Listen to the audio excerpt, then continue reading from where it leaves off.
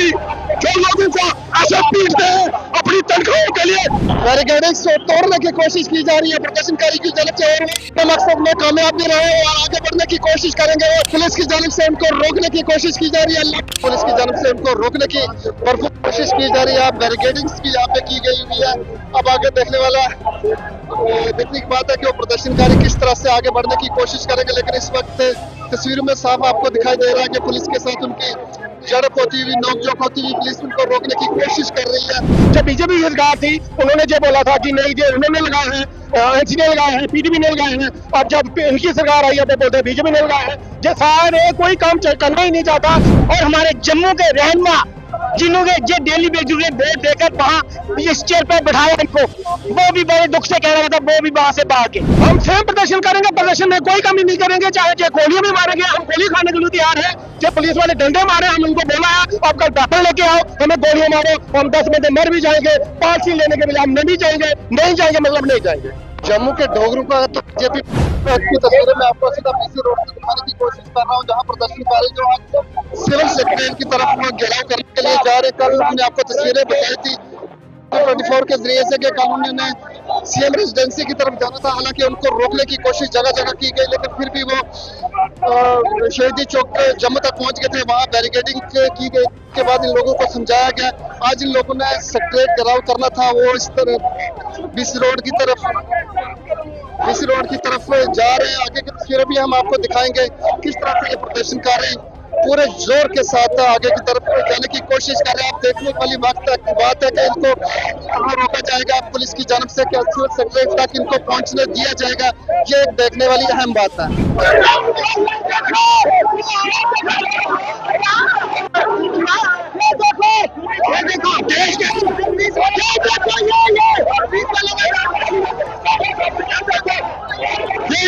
ये इनकी हालत है हमारी सरकार की, जो लोगों को ऐसे पीटते हैं अपनी तनख्वाहों के लिए।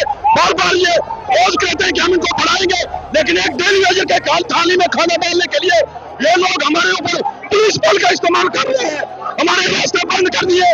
उन चोर एमएलए के पास आज हम जाना चाहते हैं कि उन्होंने मुझे वोट किस चीज का लिया था, लेकिन अफसोस हमें पुलिस वाले हमारे साथी हमारे लोग होकर ये हम पर अपनी ताकत का इस्तेमाल कर रहे हैं, पुरअमन तरीके से जा रहे थे, लेकिन अफसोस ये लोग हम पर अपने बल का प्रयोग करने की कोशिश कर रहे हैं।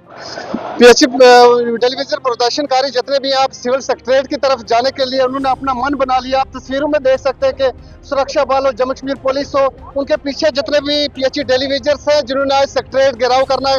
हालांकि कल उन्होंने इंदिरा चौक पे उन्हें रोकने की कोशिश की गई थी, आज भी वहाँ पे बैरिकेडिंग की गई है पुलिस की जानब से रोकने के लिए उनको, लेकिन अब क्या आगे होता है, किस तरह से कल उन्होंने बैरिकेडिंग्स तोड़ी थी, वो तारे नुकीली तारे अपने हाथों के साथ उन्होंने खींचा था, उनको तोड़ा था।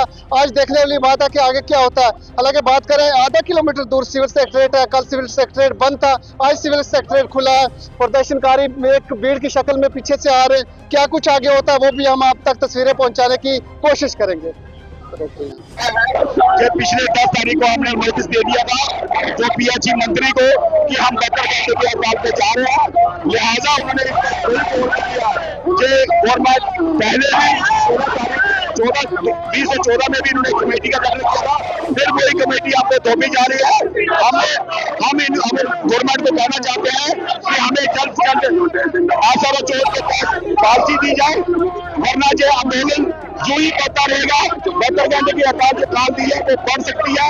इसलिए इसको जन सवाल को रोकने के लिए आपने जल्द से जल्द हमें रिलीफ दी जाए और हमारा जो 15 महीने का बकाया वेतन है इसको जल्द से रिलीज किया जाए, और ड्यूटी के तहत जैसे मेल बाग में है उसके मुताबिक हमें 30 से 40 हजार में भेज दी जाए, फिर हम कमेटी का पेड़ कर सकते हैं।